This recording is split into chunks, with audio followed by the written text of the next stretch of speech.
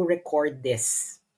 Para kung ma-content ninyo ay hindi nyo na kailangan hintayin matapos tong live na to para ma-content ninyo siya. So that you can content it right away. Dahil kailangan makita natin ang big picture ng mga nangyayari. Na hindi kayo nadidistract at hindi kayo para nakikita nyo kung nasaan tayong stage ng ating buhay. Hindi ba? So, uulitin natin siya from the top. So, hintayin muna natin yung mga nag-worry kanina nang nawala ang ating live. Pero ako naman po ay pwede ko naman siyang ulit-ulitin dahil alam ko naman ang aking sasabihin. I know this by heart because matagal ko nang alam kung ano ang kanilang pinaplano. Halatang-halata naman from the beginning. Pero ang ating discussion is from local to geopolitical dahil ito ay konektado lahat. Konektado siya lahat. So, kaya dapat nyo siyang tingnan sa isang napakalaking perspektibo at hindi kayo nadidistract ng mga kachipan, ng mga halata namang tanim fake news. Diba? Lalo na yung, kung hindi man tanim fake news, gusto lang nilang i-amplify para yung discussion sa social media is mawala doon sa big picture. Alam nyo na siguro kung ano yung sinasabi ko. Okay? Ang sinasabi ko ay yung mga edited picture, ganyan. It is so ridiculous. Ginagawa yan para mawala ang usapan sa big picture. Babalik at babalik tayo sa big picture. At ito ang ating gagawin ngayon. Okay?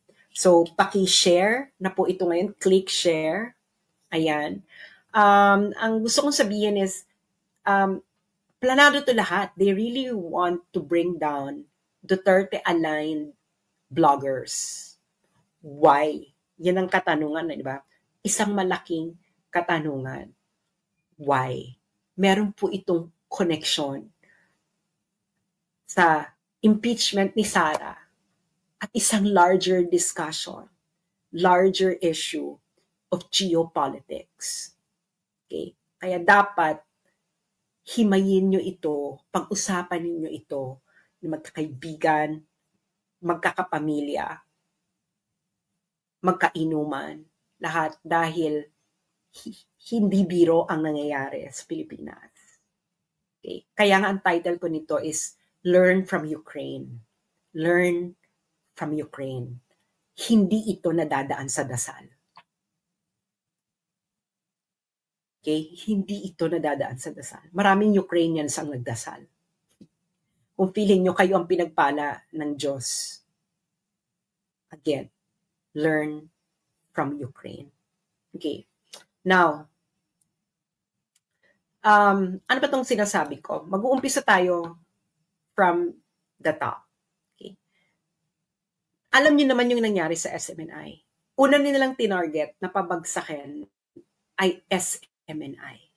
And then, Pastor Apollo Kibuloy. Tagal ko na silang, si Maharlika, nag-warning na siya dyan, matagal na. Go-warning ako. Remember, I think it was 2023, simula nilang pabagsakin ang SMNI. Bakit SMNI? Una-una, SMNI ay ang tanging talagang makikita mong pro-Duterte na media. Correct? Gusto nilang pabagsakin. Kaya nga ilang beses nawawala ang Facebook accounts at YouTube accounts ng SMNI. At anong ginagawa nilang paraan para mawala at maban sa Facebook or sa YouTube ang SMNI? Kung na magsasampa sila ng mga kaso-kaso, tapos yung mga kaso-kaso, dadali nila sa YouTube at Facebook at sasabihin, oh, itong user na to, ganito, ganyan. And Facebook will oblige.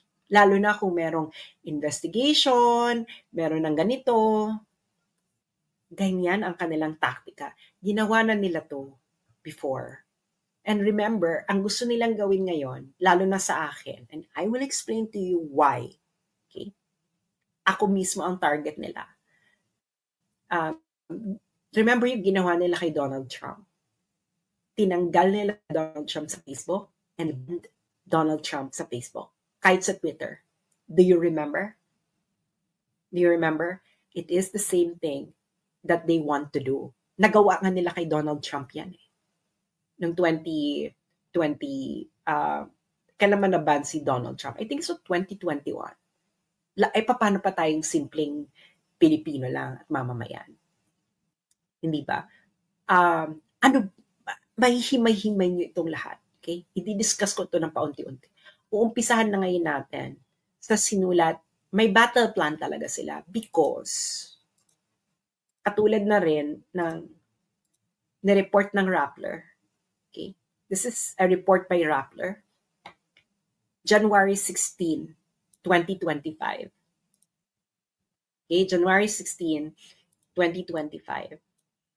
Ang title, Decoded, Duterte's social media army, very much alive, roars to defend and battle Sara Duterte. Okay. So, they recognize na talagang hindi nila kaya ang Duterte-aligned bloggers and their influence. Okay. Siyempre, kailangan ko na magbayad. Kanina hindi ko naman kailangan magbayad. So, dito sa article na to, okay, na-recognize nila na outnumbered sila. Na halimbawa ito,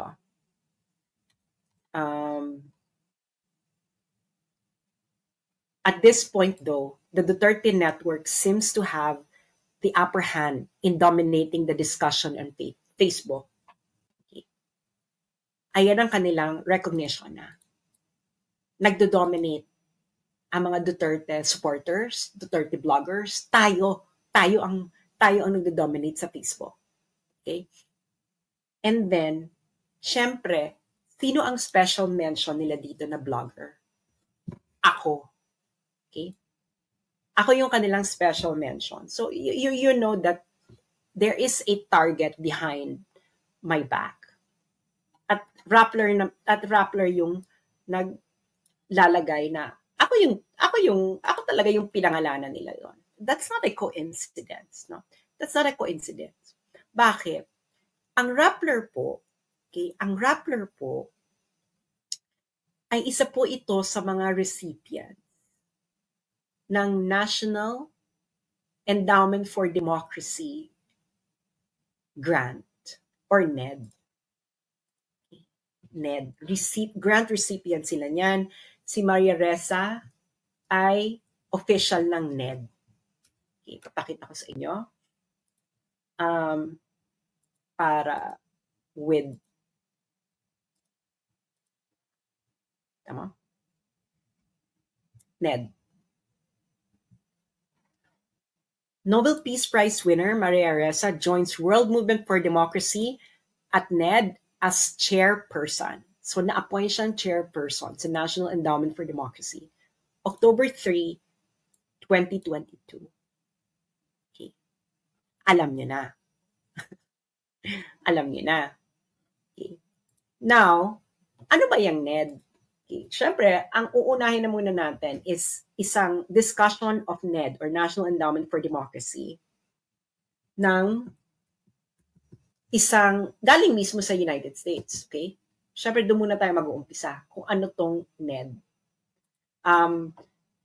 Binatikos na rin ni Elon Musk before itong NED, pero hindi pa niya itong magalaw, yung NED. Ang nagagalaw pala niya is USAID. Okay. So, halimbawa ito, noong February 3, 2025, Elon Musk, sabi niya, NED is a scam. Pero hindi pa niya magalaw. Bakit mahirap itong galawin ni Elon Musk? Dahil, pakishare muna yung mga karating lang habang hinahanap ko pa yung renewal. Yung mga nagre-content, anuhin nyo na lang ito, video capture nyo na lang din bago kayo mag-antay na matapos ito. Okay. So, ito ay sinulat ng Center for Renewing America. So, sino ba itong Center for Renewing America? This is an American NGO. Okay. And this is based in the United States. Asan ba ang contact nito? Who we are. Okay, so it is a NGO based in the United States, and ang office nila ay ano nakalagay na office, but this is a base in the United States. Okay. Now, meron silang sinulat about National Endowment for Democracy. Okay. So, ang nagsulat nito is a CRA staff, Center for Renewing America, the National Endowment for Democracy, and an NGO system actively undermining America. NGOs have become the vanguards of progressive orthodoxies. Many of these quasi-independent organizations fuel woke and weaponized ideologies and a whole of society approach that steers government resources towards radical progressive priorities. So, this is an American organization, ha? Sila lang nagdi-discuss. So, sino tong NED? Okay, NED, National Endowment for Democracy. It was created in 1983. At the height of the Cold War, NED was conceived by former CIA Director William Casey and former CIA operative Walter Raymond Jr. Ibig sabihin, binuo siya ng CIA noong Cold War. Para saan? Okay? Kasi, itong ginagawa ng CIA, may secret. Meron ding hindi secret. Yung hindi secret na ginagawa ng CIA, ang gumagawa nun, National Endowment for Democracy, para magmukha siyang legitimate. So, anong ginagawa ng NED, National Endowment for Democracy, para magmukha siyang legitimate na work sa ibang bansa, hindi siya espionage. NED accomplishes this through the dispersal of grant monies to favored and well-connected interests abroad. This dynamic purportedly allows activities to maintain an air of independence from official U.S. government actions. So, ibig sabihin, nagpa-fund, kunwari, hindi U.S. government yung nagpa-funding. Pero ang nagpa-funding talaga ng National Endowment for Democracy is U.S. government. So, magpa-fund ngayon sila ng mga NGOs. Okay. So, anong connection?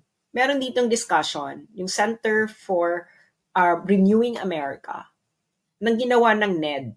Okay?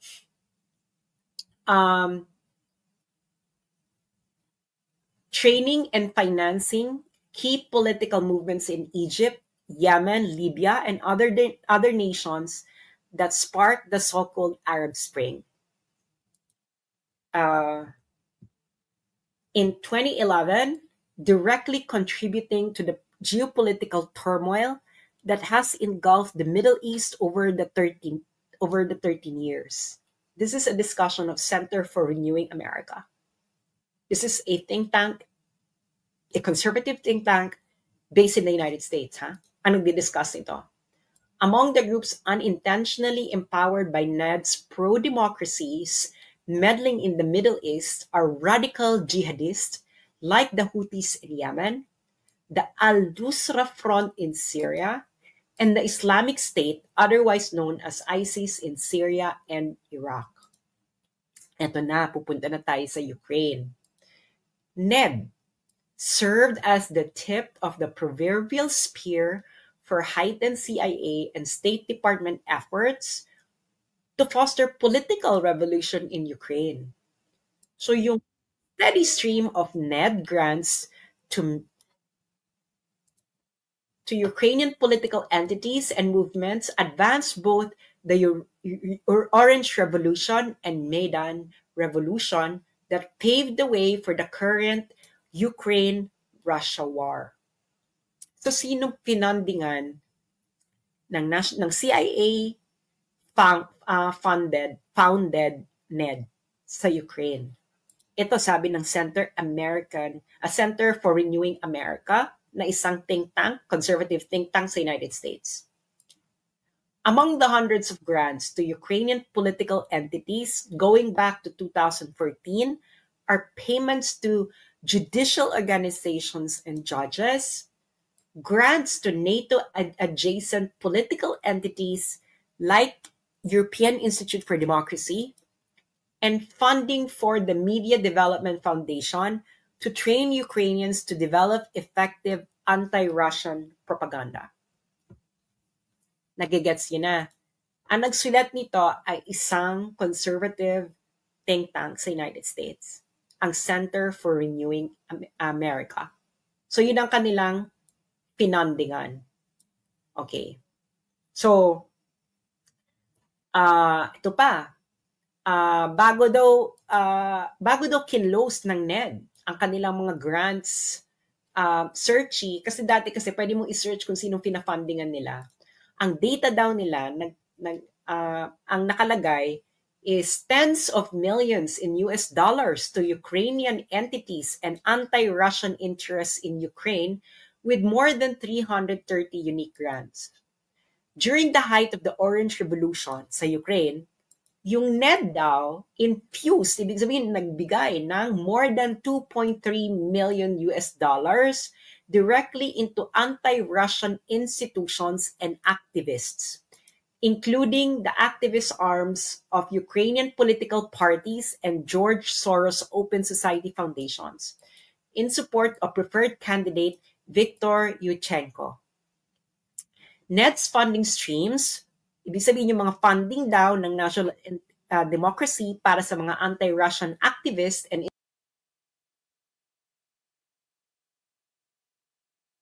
institutions ay nag-increase ng 52% the following year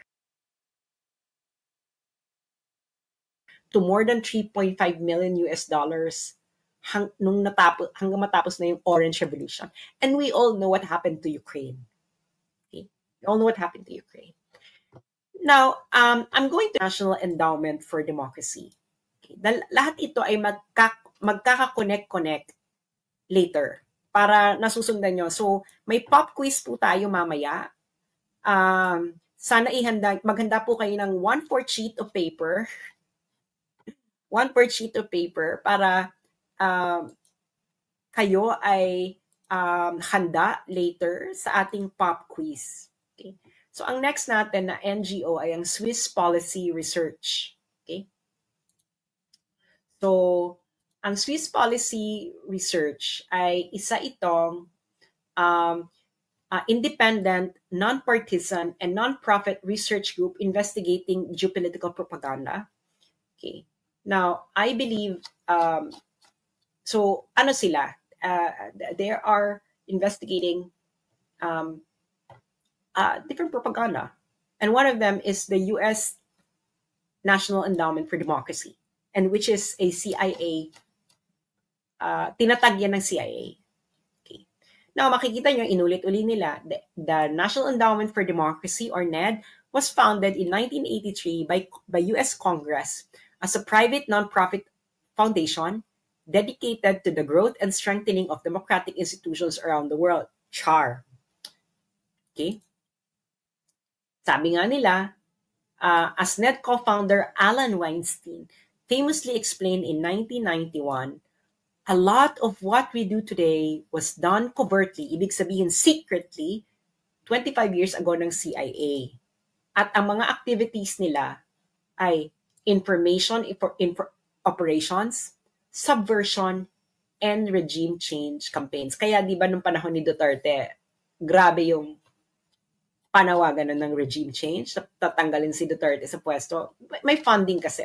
So pupuntahan na natin yung pinafundingan nila sa Pilipinas. Okay.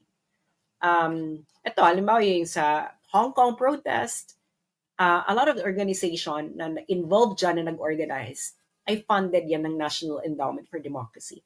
So kita mo sa China, ang dami nilang pinafundingan. Di ba? Ang dami nilang pinafundingan na China-related. karamihan dyan pinasaran ng China. So ngayon, sa Pilipinas,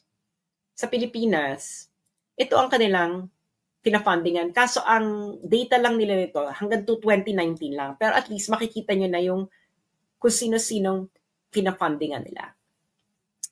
Caucus of Development NGO Networks. Ilista nyo para malaman nyo kung sino mga bumubuo niyan. Center for Media Freedom and Responsibility. Center for Youth Advocacy and Networking Incorporated. Generation Peace Youth Network. Initiatives for Dialogue and Empowerment through Alternative Legal Services or IDEALS. International Center for Innovation, Transformation, and Excellence in Governance or Insight Gov, Mindanao Institute of Journalism Incorporated, People's Alternative Studies Center for Research and Education and Social Development or PASCRES, Philippine Alliance of Human Rights Advocates or PARA, Philippine Center for Investigative Journalism, Filipina Incorporated, Rappler, Republika at Demokrasya, and Veripiles. So, si Rigoberto Tiglao, na-document niya yung ilang years yung na-document ni Rigoberto Tiglao na pinafundingan ng CIA-founded na National Endowment for Democracy. Okay. So, syempre, Rappler, nag-gets yun na yung connect. Rappler, funded ng CIA, ng NED, ng National Endowment for Democracy, na tinaguyod ng mga CIA. And it's recognized all over the world na ang National Endowment for Democracy ay CIA. Okay? Now, sino ngayon yung gustong magpabagsak ng mga Duterte-aligned vloggers? Rappler. Okay. Bago ko i-discuss tong dalawang documents na to, gusto ko muna ipakita sa inyo yung structure ng National Endowment for Democracy para makita ninyo yung organization. Okay. So ito ang kanyang structure. So merong National Endowment for Democracy, tapos may 4 na sangay. Ang International Republican Institute. Okay. Ilista nyo, dahil meron tayong pop quiz mamaya. Ilista nyo yan. May pop quiz tayo. International Republican Institute, Center for International Private Enterprise, National Democratic Institute, at Solidarity Center. Okay. Itong Solidarity Center, ito yung mga nagbibigay ng funding sa mga workers organization. Yung National Democratic Institute, dito pinapadaan yung pera para sa mga liberal and woke na aligned organization sa ibang bansa. Itong Center for International Private Enterprise, ito ang pinagdadaanan ng pera para ma-fundingan ang mga small and medium enterprises and any businesses na nangangailangan ng funding. Of course, outside the United States. At the International Republican Institute, syempre, kailangan cover mo lahat. Cover mo yung woke, cover mo din yung conservative. So, alam nyo na ang structure nila. Okay? So, tandaan niyo yung International Republican Institute. Okay. Bakit matagal ko nang alam na tatargetan ako? Okay? Kasi, yung NED-funded, okay, yung International Republican Institute. Nagigets niyo yan? Nakita niyo? International Republican Institute. Okay. Kita niyo na. International Republican Institute. So itong International Republican Institute na under ng CIA na organization, na National Endowment for Democracy, nag-publish sila ng isang report noong 2023. I believe ni-release nila ito ng June 2023. Ang title, Countering China's Information, manipulation in the Indo-Pacific and Kazakhstan, a framework for understanding and action. So nakita niyo yung sinabi ng Rappler, di ba? Pro-China, Duterte. Tapos nakita niyo naman nung hearing, di ba? Papakita ko sa inyo nung hearing kung ano yung kanilang gustong palabasin. Okay? Di ba? Para makikita nyo ang pagkatahi-tahi ng lahat at nakikita nyo ang big picture. So yung mga kapunta pa lang dito, paki-share po ito. Okay. So, nakita nyo na ang mga China-funded seminar for Filipino social media influencers ex-PCO chief admits. So, ayan ang isa sa kanilang mga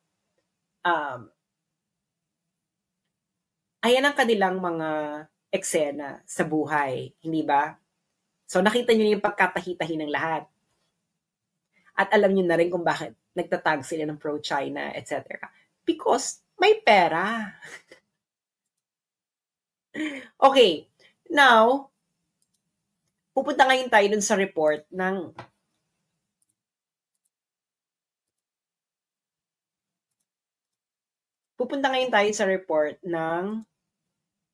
International Republican Institute. Again, ang International Republican Institute, ano agad ito class? Ang IRI, sangay siya ng ang IRI, kung natatandaan ninyo. Sangay ng anong organization ang IRI? Please write in the comment section kung natatandaan nyo.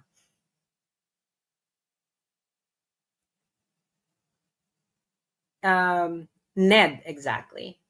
Yung mga kay Shelo Magno, wag yung pag-aksihan ng panahon yan. What they really want is for them to have a case and then go to Facebook and to permanently remove me from Facebook. Well, we have a bigger picture here. Yung mga ganyan-ganyang Shelo Magno, they are simply little figures in the bigger story. Okay. So, nirelease ito ng IRI. So, natatandaan nyo kung anong part ng IRI. Noong 2023. Pinublish nila to ng mga June 2023. Okay. June 2023. Kailan biglang nagpalit ng foreign policy? Si Marcos, BBM. February 20, mga late January 2023. February 2023, di ba biglang dumami yung EDCA. At ako ang very vocal noon against EDCA. Kung natatandaan nyo. At yung mga pro-Duterte bloggers, yung iba sa kanila, inaway pa ako dahil nga naniniwala pa rin sila kay Bongbong Marcos noon. Galit na galit sila sa akin nung nagsasalita ako noon. Aminin nyo yan. Iisang blogger lang ang talagang agarang kinontak ko para bigyan ako ng platform. Ayun ay si Banat Bay. Hindi pa kami magkasundo ni Banat Bay. Pero yung iba ayaw hawakan. Okay? Ayaw hawakan yung issue. So ako lang noon. So June 2023, naglabas ang International Republican Institute na isa sa mga sangay ng National Endowment for Democracy na isang CIA organization. Okay? Tinatag yun ng CIA. It's an open secret. Nilabas nila to. Ngayon, makikita nyo, pero ang report na to, I believe, ay sinulat nila to ng 2022. I will explain why. Pero 2023 lang nilang ni-release. Kita mo. Pro-Duterte influencers. One final major way pro-PRC narrative spread was through pro-Duterte social media influencer. Nakita niyo na yung pagkatahi-tahi ng mga bagay-bagay. Sabihin nyo yes or no. Nakita nyo na ang pagkatahi-tahi ng mga bagay-bagay. Nag-file na daw ng libel. Bakit ba paulit-ulit? O, hindi nag-file siya. Problema niya na yan. So, nakita yung pagkatahi-tahi. Sabi, sinong pinangalanan nila dito? 3 lang kami dito. Oh? si RJ, Thinking Pinoy, ako, at saka si Yan Suwing are among the pro-Duterte influencers who took an interest in Philippine-China affairs. Syempre special mention kami ni Thinking Pinoy. Nieto and Sasot are two of the most influential. So, alam na nila. Diba? If not the most influential, pro-Duterte influencers on social media with follower counts in the millions. Okay. Ngayon, alam kong 2022 nila to tinitiktikan pa. Kasi itong post ko na to, na feature nila, ako talaga yung feature nila, di ba? Sabi ko kasi, for 2 consecutive presidential elections, the Filipino people defeated the CIA's candidates because I thought na si Lenny lang. Kasi si Lenny, yung organization niya, naging funded ito ng ng IRI. Meron silang partnership. Yung NGO ni Lenny, I think it's the, if I'm not mistaken, it is the Jesse Robredo Foundation. Yung Jesse Robredo Foundation, or Angat Buhay, whichever of the two, nagkaroon ng partnership sa International Republican Institute na again, under ng National Endowment for Democracy. At ang National Endowment for Democracy ay isang CIA-founded organization. So ako talaga yung, syempre, pa ako nito, may illusion pa ako nito, no, about Bongbong Marcos. Pero after ng iba ng foreign policy, si Bongbong Marcos February 2023, at nagsalita ako against this, inilabas ngayon ito ng National Endowment for Democracy. At syempre, ako ang bida. 'Di ba? Ako ang bida. Ngayon, si RJ's, feeling ko talaga, 2022 pa nila to sinulat, 2023 lang nila nilabas. Kasi si Thinking Pinoy nandito pa. So, hindi pa nagmamanifest talaga na si Thinking Pinoy ay sumakabilang parlor na talagang tuluyan. Okay. So, this was 2023. 2023 tong report na to. Okay. Ngayon, recently, 2024 lang, 2024 lang, ang naglabas naman ng report ay, ano yan? USAID. At ang partner nila is yung Internews o media again.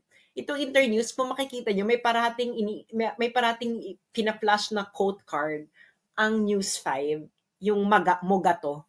Siya yan behind dyan sa Internews, si Mogato. So, USAID, di ba? Nirelease to ng August 2024. Yung Internews, funded yan ng USAID. Okay. So, ngayon, ano ngayon ang agenda nitong report na to? So, yung kanina 2023, nirelease ng June 2023. Ito yung pinakabago. Nirelease ito ng August 2024. So, sino ang nag-funding? United States Agency for International Development. Hindi ba? So sabi, it does not necessarily reflect the views of USAID or the United States government. Siyempre, etos garbanzos. Sila nag-funding. Okay. So ngayon, ang eksena ngayon dyan, okay, pupunta ngayon tayo sa eto na, pro-Duterte's social media accounts. Okay. Siyempre, ako na naman, no? Ako naman ang nandito. So, kung bibilangin nyo, halimbawa ito, coming to the Vice President's defense, X and Facebook accounts circulated a screenshot of a tweet by political blogger Sasot referring to Oplan Destroy Inday, a purported campaign to tarnish Inday Sara Duterte's image. So, makikita mo na, bakit ibig sabihin kasi ng purported, gawa-gawa lang. Ito kasing Oplan Destroy Inday na to, na sinasabi ko nag-exist, ito yung nag-uumpisa nung 2023. Ngayon, sabi nila, purported lang daw. Etos, parang ganyan. So, alam niyo na. 'Di ba?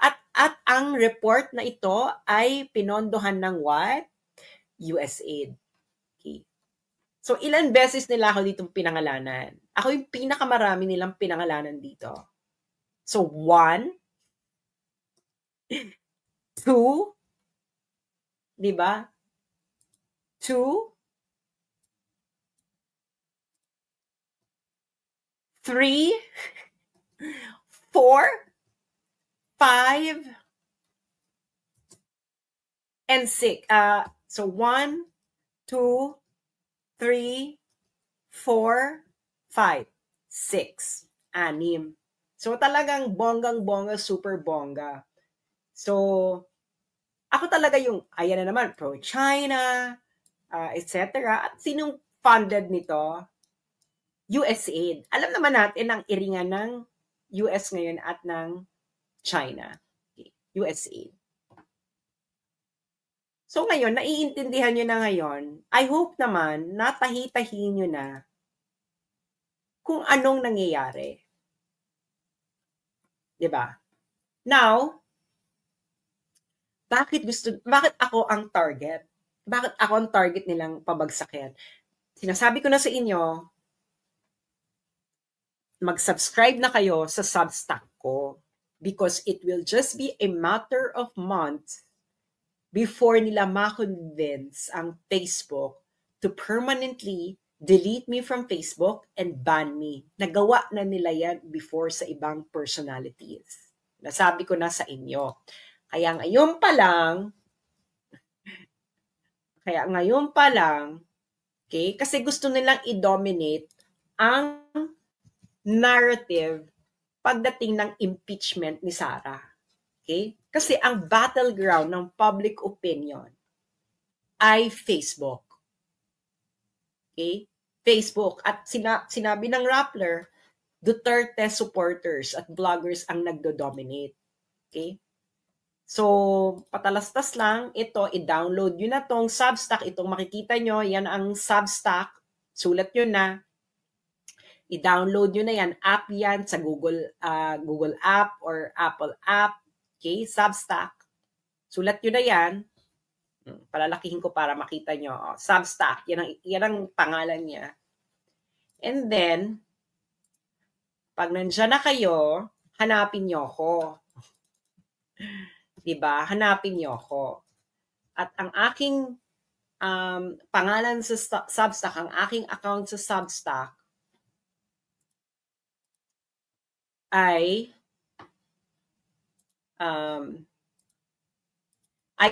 ito.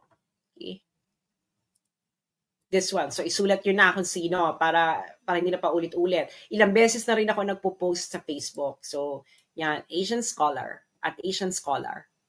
Okay. At Asian Scholar. Okay. So, ayan na. Okay.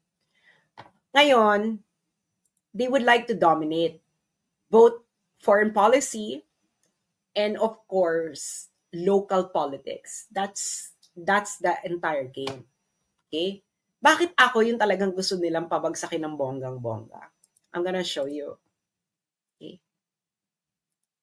Because of my reach. Okay? So, itong aking pinaka-latest na reach. The last 90 days. The last 90 days, ang views ng aking Facebook, views, ibig sabihin ng views, ilang beses nag-appear ang aking content sa mga news feeds. Okay? Itong last 90 days. Last 90 days, 379,308,749. At previous 90 days, about 99 million. So, yung previous 90 days, sobrang laki na. Tapos nung sumunod na 90 days, itong current 90 days, 379,308,749. At ako pa lang yan. And this is all organic. Okay? This is all organic because wala pa akong pambayad. Kahit gusto ko magbayad, naka-disable po ang boosting function ng aking page. Matagal na. So this is all organic. Okay. Ngayon, anong engagement niyan? Okay. So yan, yung views, ilang beses nag-appear yung content ko sa news feeds ng mga Facebook users. And take note, there are only about 90 million Facebook users in the Philippines. Pero ako, about 300 plus million nag-appear sa newsfeed ng mga Facebook newsfeed ng Facebook users, mostly from the Philippines, ang aking content. Ngayon, ano ang engagement niyan? Ang engagement niyan ay, engagement rate ay 55,416,973. Yung engagement, ito po yung number of likes, share, comments. Read. Kung binasa mo, kung kilik mo yon, binasa mo, that's an engagement. Shinare mo, that's an engagement. Shinare mo sa group mo, that's an engagement. So in the past 90 days, my engagement is 55,416,973. And this is all organic. Ngayon, kaya gusto nilang targetin at tanggalin ako sa Facebook. Why? Because hindi nila kaya ng ganito na hindi sila magbabayad. At mahal. Ipapakita ko sa inyo ang sample kung gaano kamahal ang gawin niya mga ganyan. Okay. Ito ay shinare sa akin ni Art Samaniego. Okay. Ito ay ang mga top advertisers ngayon sa Facebook. Ang number 1 ay Pilipinas Today. Alam niyo siguro yung Pilipinas Today. Kaya alam ninyo na nagtataka ba kayo kung bakit parating paulit-ulit lumalabas ang Pilipinas Today sa newsfeed nyo? Dahil nagbabayad sila sa Facebook para gawin yon. Alam nyo na. So, magkano nila ang nababayad nila? 23,675,144 for just 7,406 posts. Kaya ganyan sila kaporsigido. Okay. Pero hindi pa rin nila mapantayan yung aking views and reach kasi nga all organic eh. Pati yung engagement. No? Yan pa nga lang. So, nagsispend na sila ng 23 million. Kaya gusto lang talaga nilang tanggalin tayo physically. And then they will do everything. Legal, illegal, etc. So, syempre, ang pinaka-ultimate solution, gusto nila, pauwi na ako ng Pilipinas para matagi-boom-boom. Kasi habang buhay ako, I can still write. I can still talk to you in any way. Hindi ba? Pero ngayon, ang first gusto nilang gawin ay ma-permanently removed ako sa Facebook. I'm telling you, it's going to happen. It's going to happen in a few months bago mag-start ang hearing ni Sara. They will do everything in order to do that. Kaya nga sinasabihan ko yung mga Pilipino sa Meta, if you don't bring this protest outside Meta,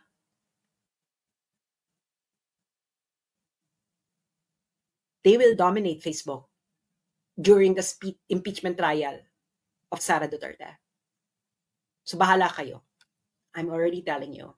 So ano yung mga example ng ads ng Pilipinas Today na nagbabayad sila ng 23,675,100?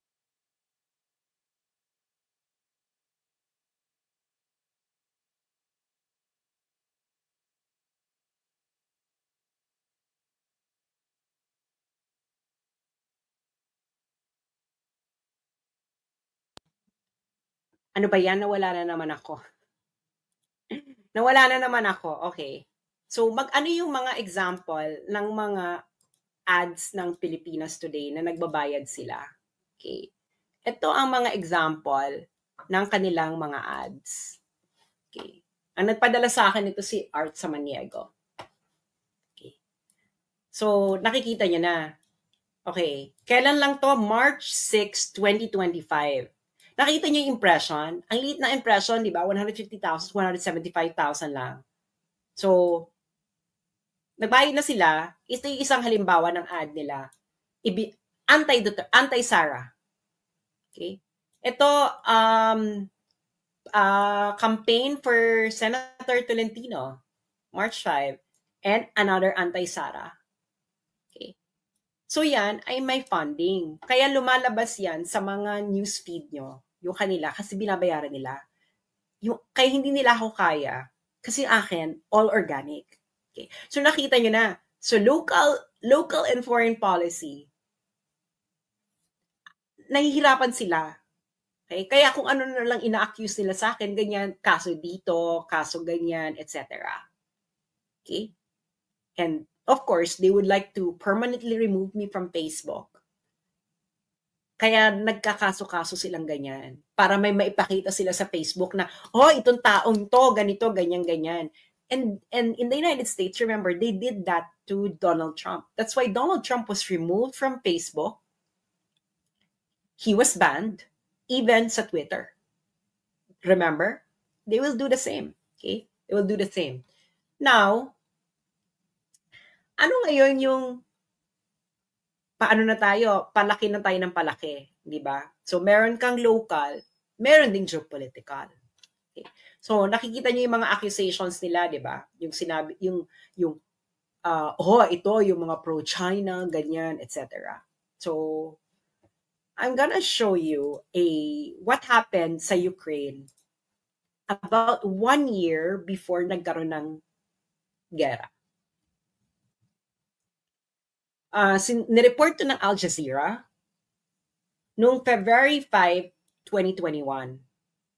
This was like about a year before the Ukraine-Russia war.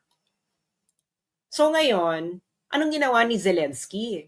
Si Zelensky, binan niya ang mga pro-Russian media. So, pinasarado niya ang 3 television networks na sinabi niya ay nagsispread ng Kremlin-funded propaganda. A development the US has reprimanded. So, ibig sabihin, nagalit pa yung EU noon, February 2021, sa ginawa ni Zelensky.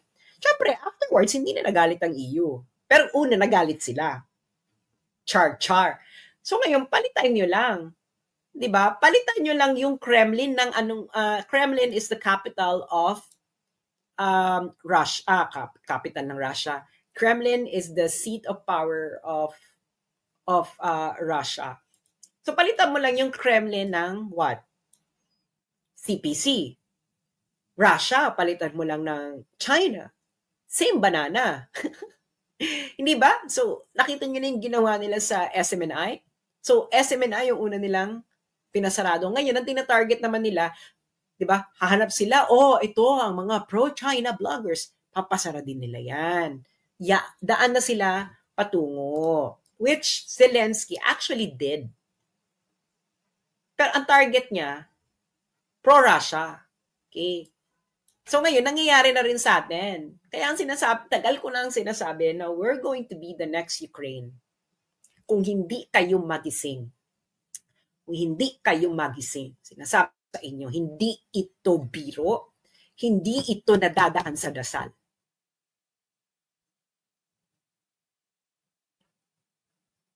Mag-usap-usap kayo, pamilya, etc. dahil hindi ito biro.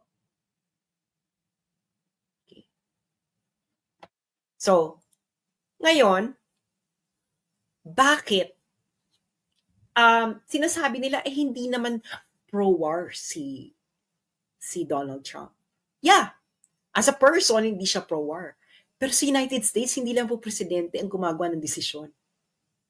Kahit ayaw mo ng gera, the deep state, yung tinatawag nilang deep state sa US, can actually force a US president to go to war. Sinasabi ko na sa inyo, yung mga false flag, kahit ayaw ng presidente, ng US president na pumunta ng gera, ang gagawin ng deep state, gagawa sila ng paraan para yung US President is maggawa ng gera. So, you have to understand kung nasaan na tayong part ng history ng mundo. Okay?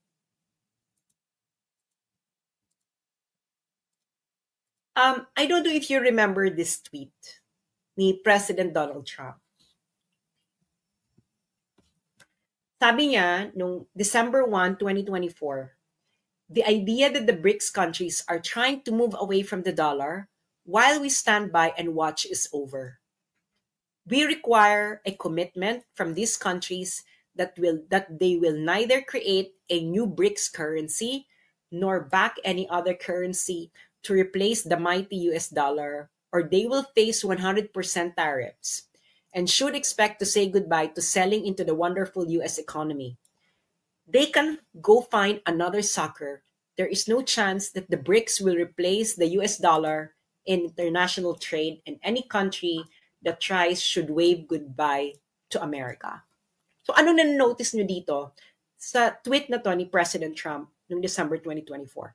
Alam niya kung ano nangyayari sa mundo. Ibig sabihin ng de-dollarization po. Yung mga countries po, they are replacing the dollar as the currency of their trade. So either kukuha sila ng another currency as a common currency like euro, for example, or yuan, or Russian rubles, anything. Parang hindi na sila dependent sa dollar. Kasi ngayon po, grabe ang dependence ng karamihan ng bansa using the US dollar. Ngayon, bakit malaking issue to sa United States? Kasi, ang US dollar po, yung US dollar, print ang US dollar. Pero sa napupunta yung pera? Napupunta ito sa labas. Kasi nga siya yung ginagamit na currency Currency for international trade. Ngayon, pag nagde-dollarization ka, malamang tataas ang inflation. You can research this. Yan ang number one problem ng United States. As in, grabe ang magiging inflation sa United States. As in, panggulo level. Kaya concern si Donald Trump. Pero pag nakita mo dito, ang tactic lang ni Donald Trump, tariff. Kasi yun yung ano niya Siguro yan na yung pinaka hard approach niya. Imbes na makipag-gera boom siya, tariff na lang. Pero until what point? Paano kung hindi ma-achieve na mapigilan yung de-dollarization sa pamamagitan ng tariff lang? So you go to the next level. Which is what? Another Ukraine. Why? Why you need another Ukraine? Kasi kailangan, gusto mo nang magkaroon ng hardball negotiations. And you can only do hardball negotiation to stop something like this through peace deals. Because peace deals create a new order. No? Lalo if you would like to favor yourself. Hindi, China and the United States, hindi sila direktang maggaganyanan. Why? Because they are both nuclear powers. Kita mo yung Russia and US. Or NATO and Russia. Sila ba ang direktang nagganyanan? No. Gumamit sila ng proxy. Kasi hindi nga sila pwedeng magkasagapaan dahil ubos ang mga cities nila because it's going to be a nuclear war kung sila mismo. So gagawin ang mangyayari, proxy. So sino ang proxy sa Europe? Ukraine. Sino ngayon ang proxy sa ating region? It's going to be the Philippines. Nakikita nyo na, di ba? Pinakita ko sa inyo yung nangyari sa Ukraine. Diba? Kung anong unang mga ginagawa nila. At nakita niyo yung report ng National Endowment for Democracy na isang CIA funded. Sino yung target nila? Hindi ba? So yun, friends, ang larger picture. This is this is beyond just what you are seeing. Okay? Hindi na to hindi niyo tumadadaan sa pamimim lang, pa-hashtag lang. We are facing a very dangerous time. Dahil tayo ang bala.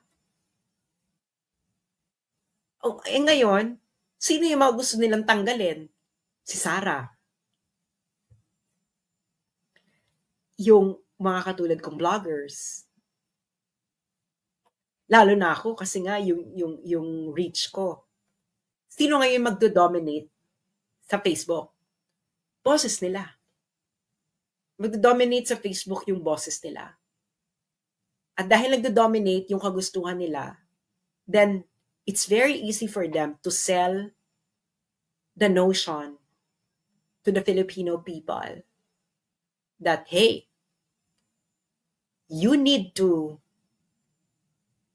be in the front lines.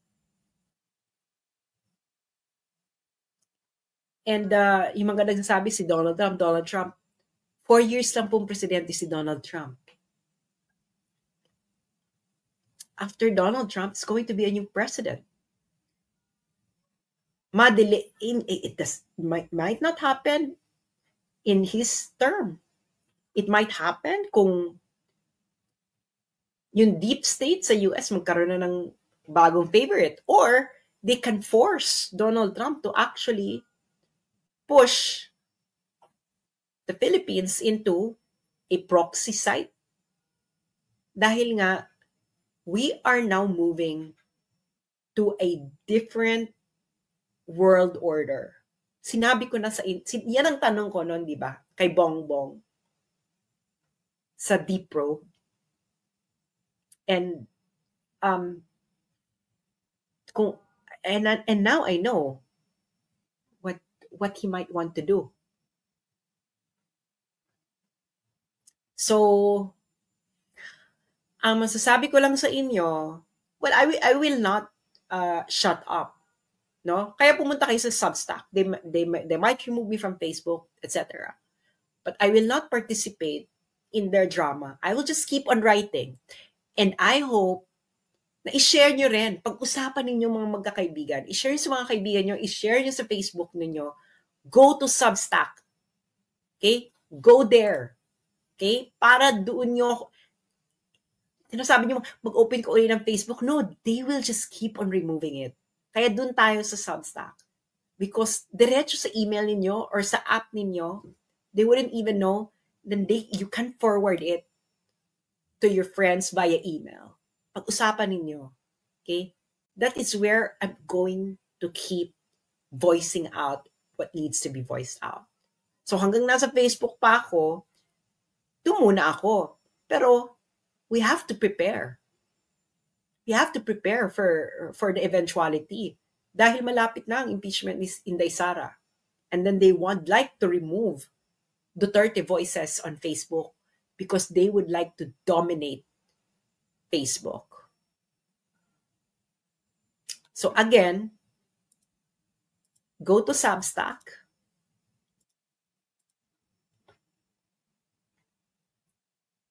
Okay?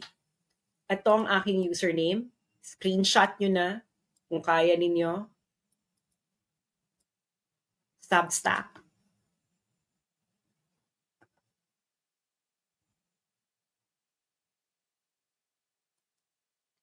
So ngayon, so ayun na nga. We're already going there. Sinabi ko na sa inyo, nilay down ko na ang mga step by step ba na mga pangyayari. And it's going to, kaya nga si Inday sabi niya, sana may bansa pa tayo ng 2028. Malaman yung sinasabi niyang yon. So, do not take this as a joke. This is not funny. You have to take this seriously. Bahala kayo kung ayaw ninyo. Bahala kayo kung mag-last minute kayo. But I'm telling you, you have to study what happened in Ukraine. Fully study what happened there. So maraming salamat sa inyong mga patuloy na nagsusuporta. Paki-share ito. Yung mga nagko-content sa akin, huwag na kayong humingi ng paalam. Download this, recontent this, comment on this, etc. And we will keep on writing. And wala akong pakialam kung masaktan kayo. But the truth must be spoken. And alam ko yung laro ninyo. No, you cannot, hindi niyo ako mapapaikot. And that's why we have to have a backup plan. And that's where we're going to disseminate what needs to be disseminated so that you can no longer fool the Filipino people.